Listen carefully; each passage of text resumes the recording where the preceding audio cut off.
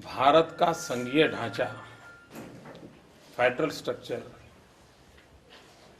ये देश की एकता के लिए, देश के विकास के लिए, कलेक्टिव रिस्पॉन्सिबिलिटी के लिए, डिस्ट्रीब्यूशन ऑफ वर्क के लिए एक बहुत ही अच्छी वैज्ञानिक व्यवस्था है। लेकिन पिछले कुछ वर्षों से दिल्ली में यूपीए सरकार भारत के संघीय ढांचे पर कठोराघात कर रहे हैं और इसके कारण देश में बहुत बड़े संकट पैदा हो सकते हैं। लेटेस्ट जो उन्होंने इनिशिएटिव लिया है, किसी भी राज्य सरकार को पूछे बिना, चर्चा किए बिना रातों रात जो जिम्मा स्टेट का है, लॉ एंड ऑर्डर, उसके अधिकारों को छीन लेना, ये अपने आप में उनको ऐसा क्यों करना पड़े, यही एक सबसे बड़ा सवाल है। अगर उनको लगता है कि उनके विचार सही हैं तो देश के सामने रख सकते थे, डिबेट कर सकते थे।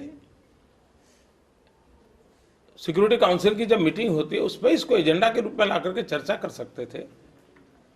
ऐसा कुछ न करते हुए पिछले दरवाजे से ये जो गतिविधि चल रही है, और ये एक नहीं है, लगातार हो रहा है, फेडरल स्ट्रक्चर पर घाव करने का एक सुविचारित कदम उठाया जा रहा है और सभी देश के सभी राज्यों ने अपनी नाराजगी प्रकट की है कि देश ऐसे नहीं चलाया जा सकता।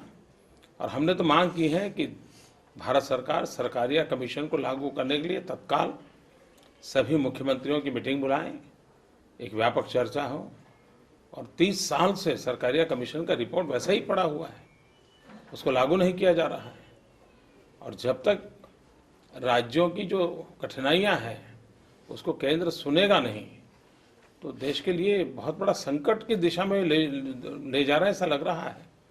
और ये जिम्मेवारी पूरी तरह केंद्र सरकार की है।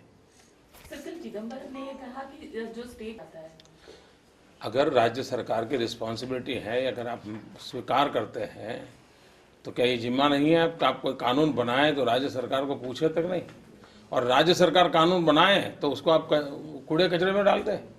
गुजरात असेंबली ने 5 बार गुजकों का कानून पास किया, इंटरनल सिक्योरिटी के लिए किया, गुजरात के लोगों को सुरक्षा देने के लिए कहा।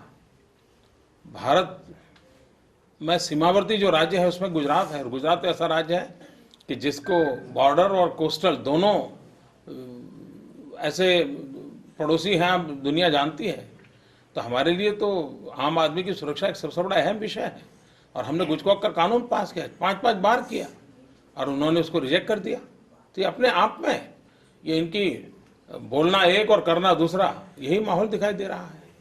Thank you sir.